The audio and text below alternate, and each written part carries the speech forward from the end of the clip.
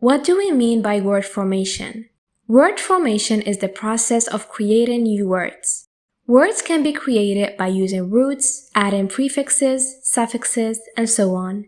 In Arabic, new word creation is highly structured and logical. Arabic follows a system of roots and patterns.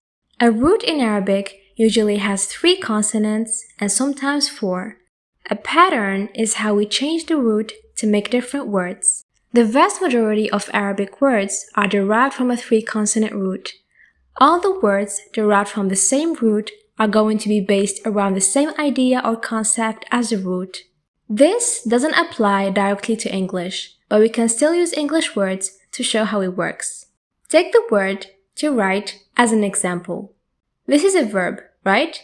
Writer is a noun, and the only difference between the verb write and the noun writer in terms of letters is the R in writer. So if we were to think using an Arabic brain, then WRT is our root.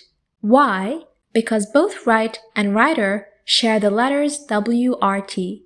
Now you might say, but they also share the I and the E. You're right, they also share the I and the E, but I and E are vowels, and vowels are not included in roots. Remember, roots only include consonants.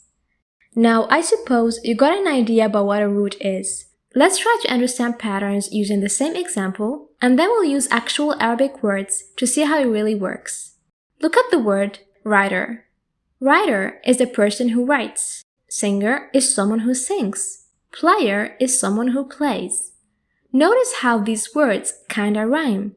They end with the same ER sound, which was added to form nouns out of verbs.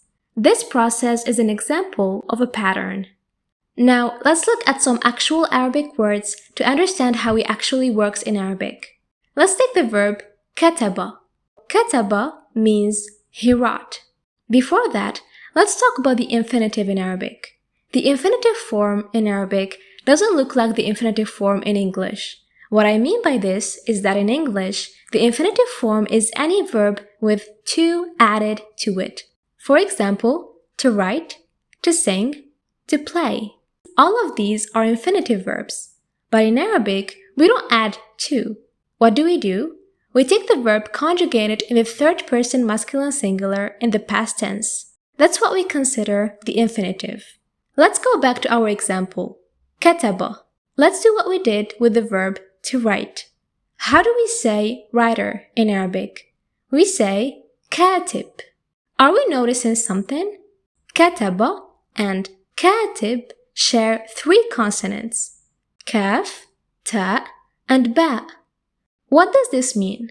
Well, you have to start connecting information. Let me help you. Previously, I said the vast majority of Arabic words are derived from a 3-consonant root.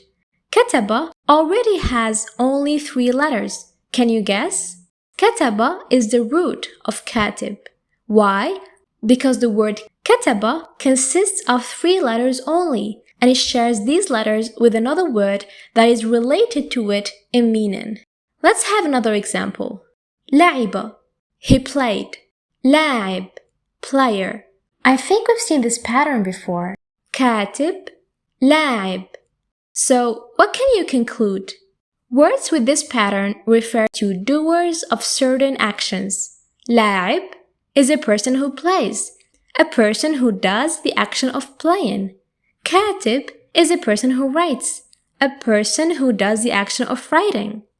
Now that we have an idea about roots and patterns, I guess you're ready for this information. In Arabic, we use the word fa'ala as a model word to show how roots fit into patterns. The letters fa, ayn, and lam are just placeholders. Fa, first root letter, ayn, second root letter, lam, third root letter. So, when we say a pattern like fa'il, we are not talking about the actual word fa'ala. We're using it as a template to show how root letters go into that structure. Let's say our root is kataba. If we apply the pattern fa'il, we replace fa with kaf, ayn with ta, lam with ba. So fa'il becomes katib, writer. Alright, let's try another pattern. Let's try مفعول.